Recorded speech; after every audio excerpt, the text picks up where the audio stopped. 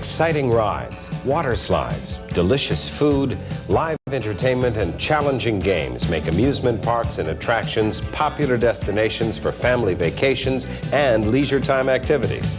Each year, millions of people come to places such as these from across the country and around the world. They come expecting to relax and have a good time, a safe time. That's where you come in. An important part of your job is to help assure the personal safety of each of our guests, as well as yourselves and your fellow employees. Remember this important fact. Happy people doing pleasant things are not thinking about their personal safety.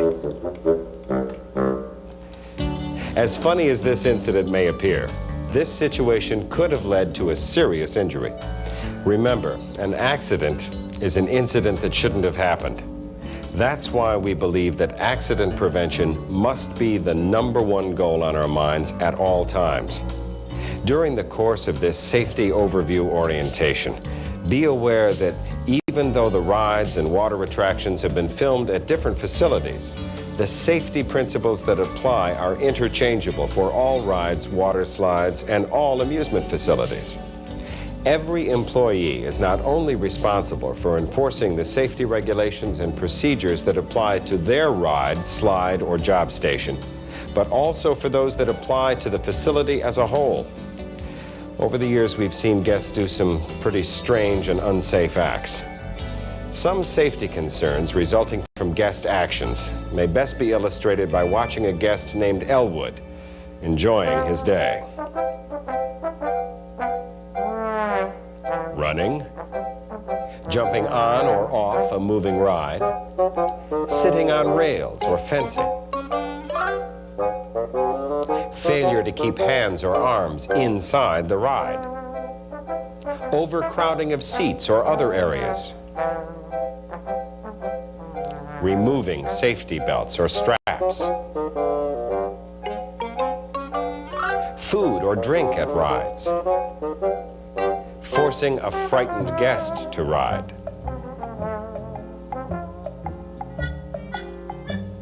intoxication or drug use,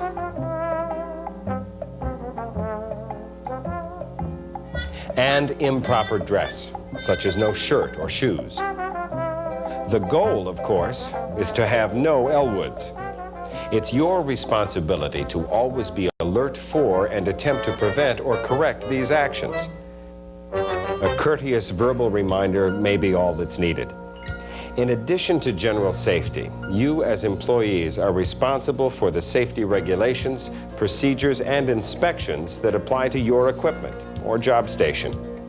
All safety features must be thoroughly checked and the inspection documented on the appropriate form. All required safety equipment and signs must be in place. All equipment must be test run in all modes of operation before anyone, even an employee, is permitted to ride. To assure the safety of our guests, the smallest malfunction must be investigated and corrected by qualified personnel before operation may continue. It's extremely important to watch small children carefully because these little people do not see the need for caution. Before starting your ride, all attendants must check all safety belts, lap chains, and safety bars. Never rely upon any adult or guardian attending children. You make the check.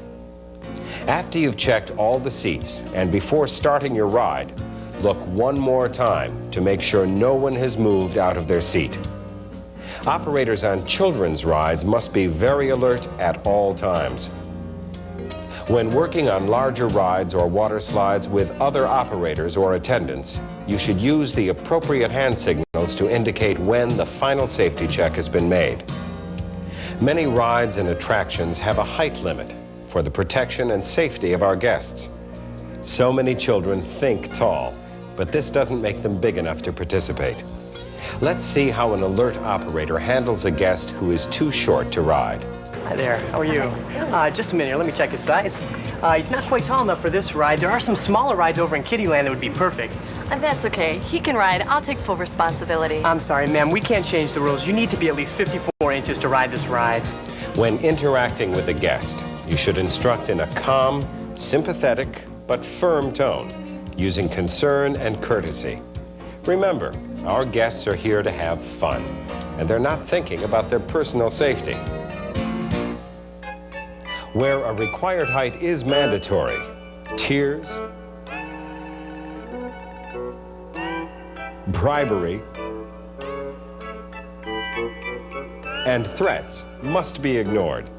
If you have trouble convincing a guest, call your supervisor immediately. One group of guests that require special care and consideration are the handicapped. Where possible, take great pride in accommodating these very special guests to help ensure their comfort and safety.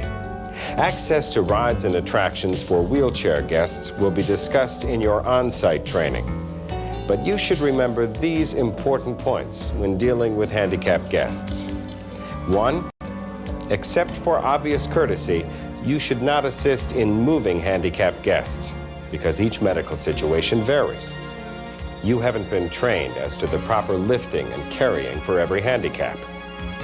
2, some guests may not have the strength to participate alone and should be attended by at least one responsible person who is familiar with their limitations.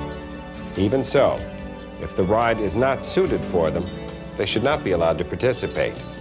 And 3, follow specific procedures as outlined by your instruction manual or supervisor. Signs may inform guests as to the kind of ride they can expect to experience. It's part of your job to help guests make an educated decision as to whether they should or should not participate at a certain attraction. Remember, it's your responsibility to enforce all safety policies and help guests understand them. As employees, you have some other responsibilities as well. First, dress neatly. Guests will relate your personal appearance with safety and your authority. Always look your best. Which employee do you think our guests will respect and obey more readily?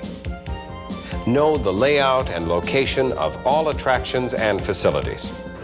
Could you tell me where the closest restrooms are? Sure. Just walk down to the end of these buildings and turn to your right. Oh, thanks. You're welcome.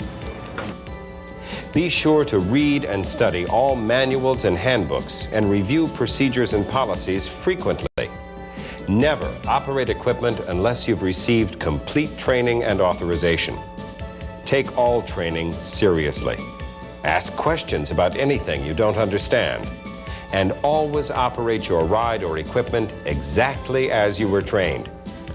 It's very important that you allow no one else to operate your equipment who has not been thoroughly trained and authorized.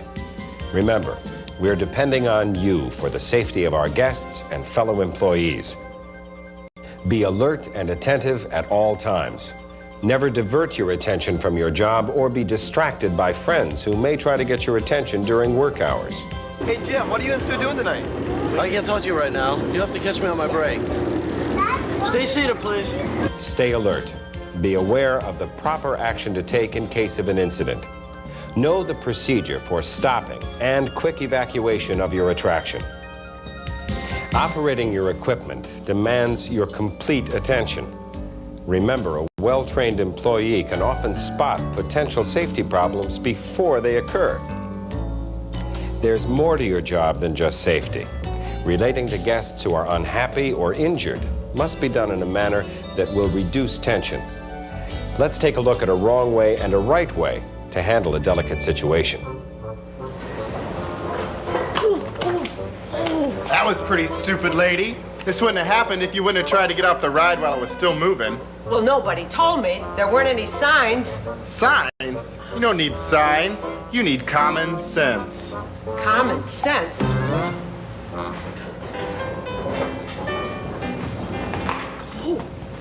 Are you all right, ma'am?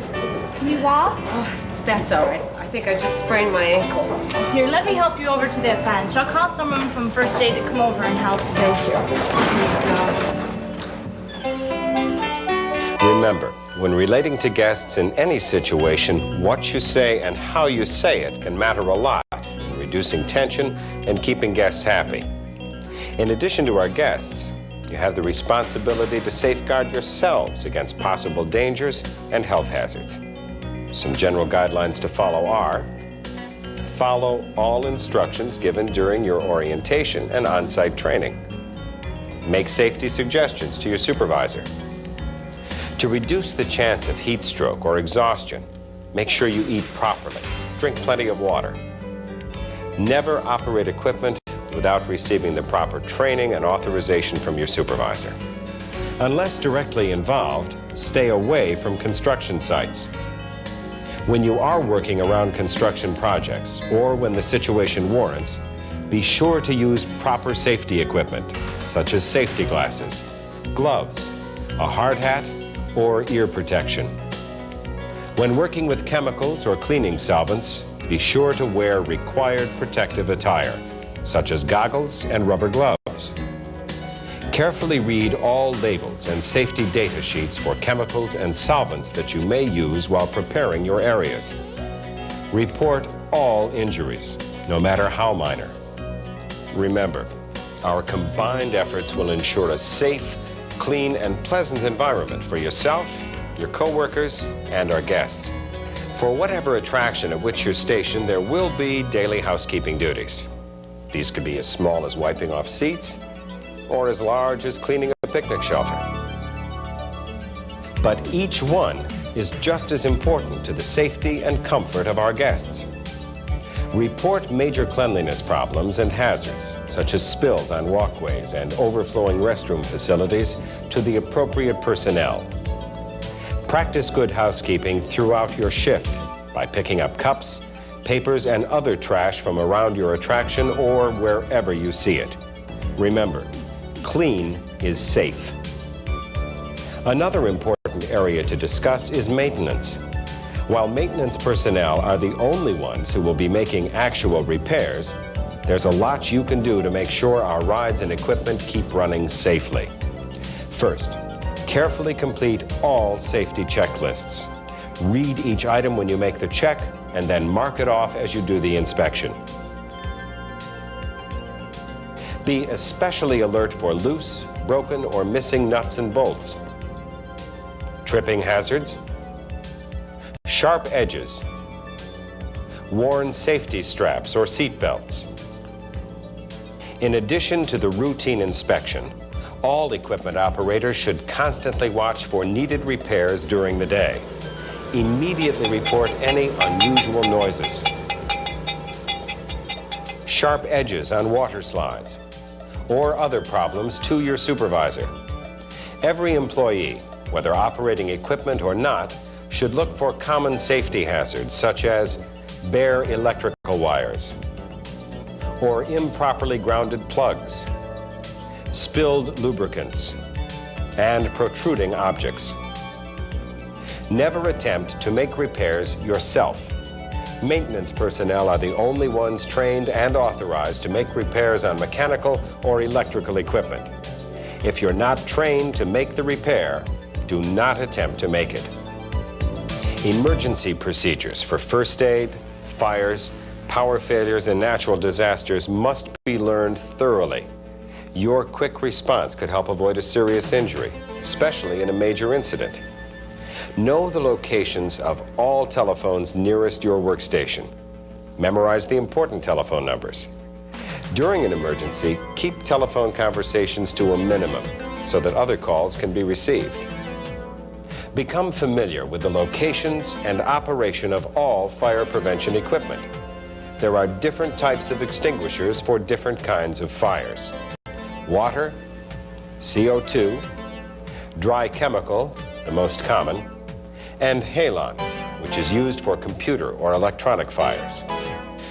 Most extinguishers work by pulling the pin, pressing the lever, and directing the discharge at the base of the flame. Make sure that used or discharged extinguishers are returned to the appropriate department for replacement or refilling.